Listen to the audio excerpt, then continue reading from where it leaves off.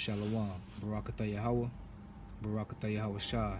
Giving all praises to the Heavenly Father and His only begotten Son, Yahweh, Bahashem, Yahweh Shai. Peace and salutations to the hopeful elect. Double honors to the apostles and elders of Great Millstone. Today's topic is the virgin birth. Yahweh Ratazah. I would like to bring some light and edification on the topic. I have a few definitions that I got from the Greek lexicon, as well as the etymology online. And I also have a excerpt from an article just for reference to also hopefully tie some edification and background to the topic of the whole deal with Mary being a so-called virgin. Okay. Now I want to come out of the book of St. Luke chapter 1, beginning at verse 26. And it reads, "And in the 6th month, the angel Gabriel was sent from the Most High unto a city of Galilee named Nazareth, to a virgin espoused to a man whose name was Joseph, of the house of David. And the virgin's name was Mary." Now the key verse right now is verse 27. And the focus words are virgin and espoused. So, first word will be virgin, and it comes from the Greek parthenos, which means a marriageable maiden. So if you go to Blue Letter Bible, online, and go to St. Luke chapter 1 and you hit that verse, and you click the Greek word, it will give you this information, right? So virgin is from the Greek word parthenos, which means a marriageable maiden. Second is going to be espoused, and that comes from the Greek ministeo, which means to be promised in marriage, right? Now, in addition to that, for the word espouse, I did an etymology search, and the breakdown it gave was to take a spouse, take in marriage. Now, of course, common sense tells you the word spouse comes from espouse, right? So, the etymology of the word spouse is a married person. Literally, that's what it means, a married person. That is a spouse. You may hear your mother and father say that. You may hear your co-workers say, "Oh, my spouse, this and that and the other." So that shouldn't be foreign to you. Okay? So, now with that being said, I want to reread verses 26 and 27 and shed the light on it. St. Luke chapter 1, beginning at verse 26. "And in the 6th month, the angel Gabriel was sent from the Most High unto a city of Galilee named Nazareth, to a virgin espoused, or to a marriageable maiden married to a man whose name was Joseph, of the house of David." Okay? And the virgin's name was Mary. Now I'm going to continue on to till verse 34, Salakia. Verse 34, because I have another point I want to make. So verse 28, and it reads, "And the angel came in unto her, and said, Hail, thou art highly favored. Yahweh is with thee. Blessed art thou among women. And when she saw him, she was troubled at his saying, and cast in her mind what manner of salutation this should be." Verse 30, "And the angel said unto her, Fear not, Mary, for thou hast found favor with the Most High. And behold, thou shalt conceive in thy womb, and bring forth a son, and shalt call his name Yahushua. He shall be great, and shall be called the Son of the Highest, and the Lord power shall give unto him the throne of his father David. And he shall reign over the house of Yahweh forever,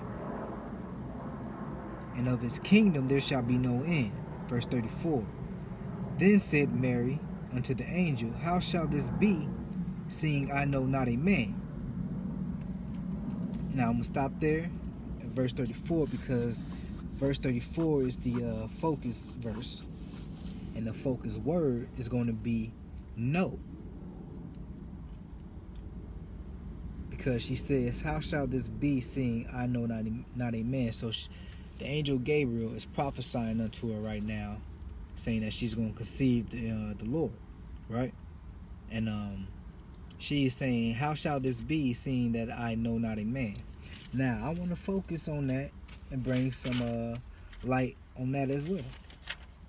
Because also, when you hit that verse in the blue letter, it will give you the Greek word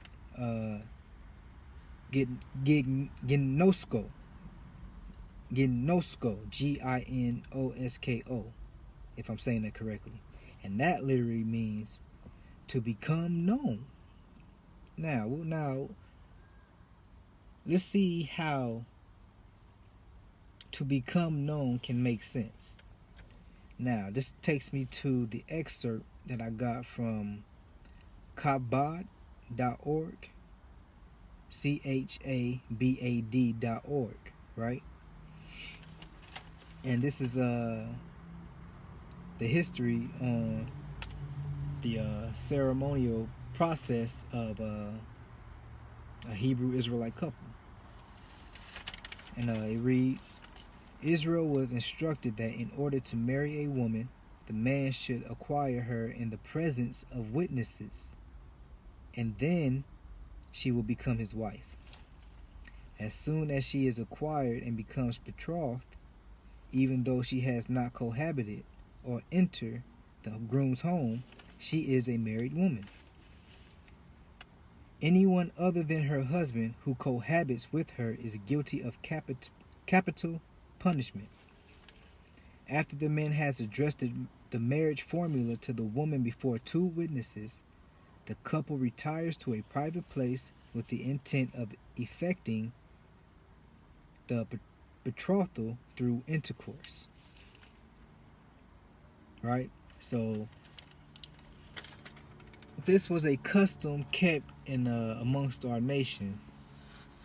Okay, so what they didn't do, Mary and Joseph, was Joseph did not present Mary, to the people, okay, and proclaim that, I'm taking this woman as my wife, and I'm making it known publicly that this woman is my wife, and you guys are bearing witness that this woman belongs to me, right? So they failed to do that, but what they did do was have intercourse. Okay?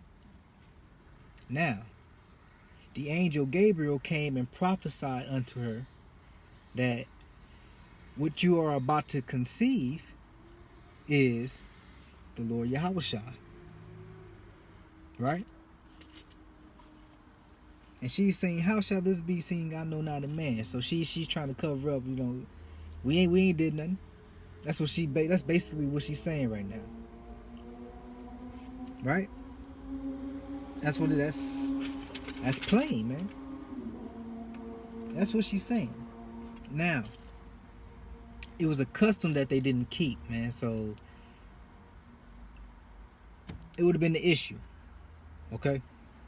Now, moving on, what I would like to do is further prove that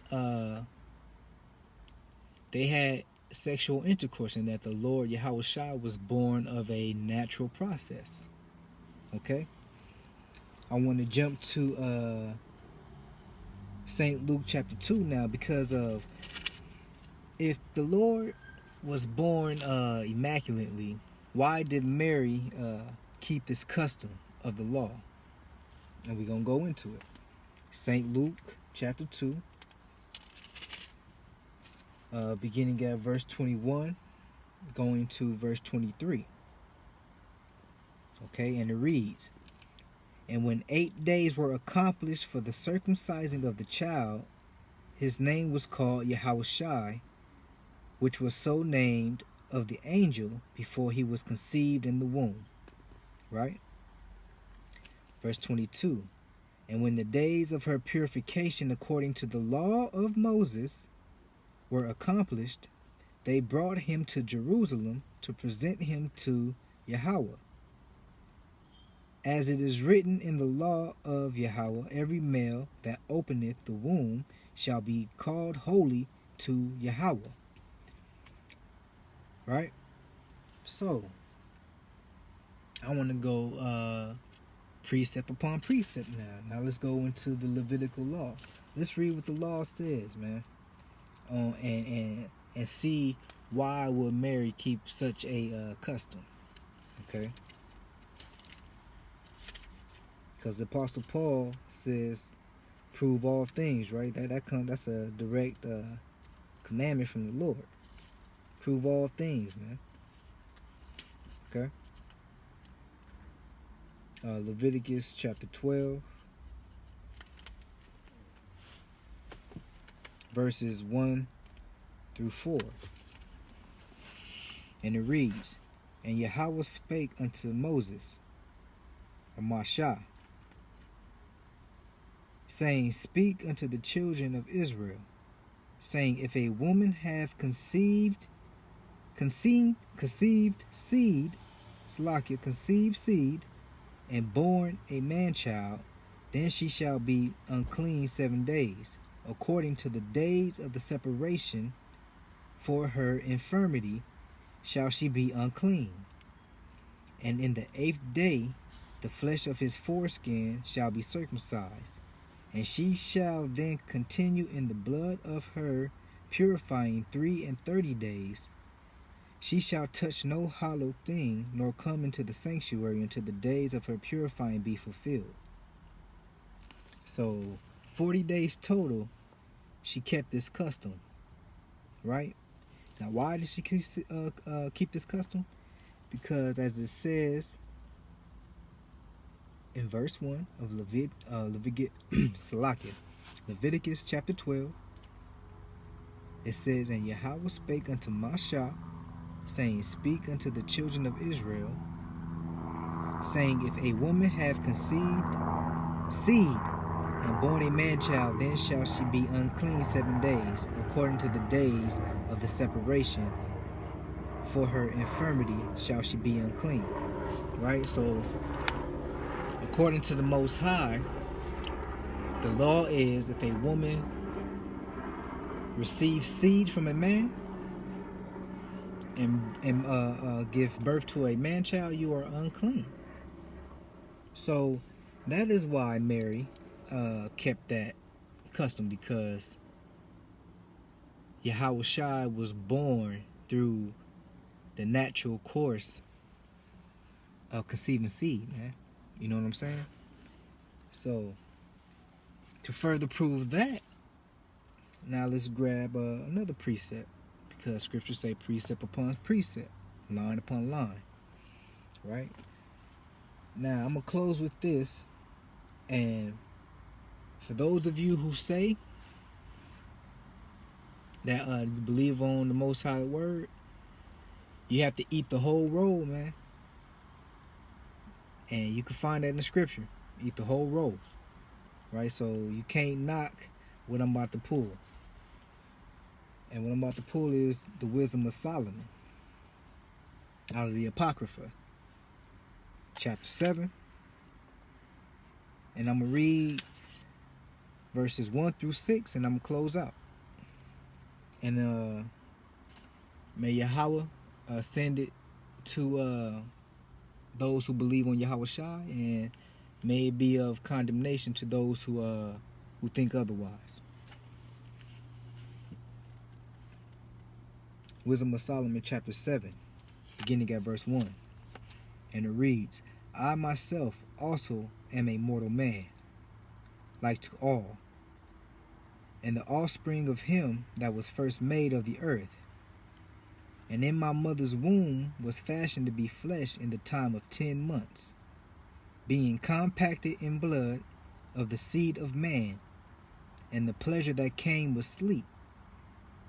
And when I was born, I drew in the common air, and fell upon the earth, which is of like nature. And the first voice which I uttered was crying, as all others do. I was nursed in swaddling clothes, and that with cares. For there is no king that had any other beginning of birth. For all men have one entrance into life, and the light going out. Shalom.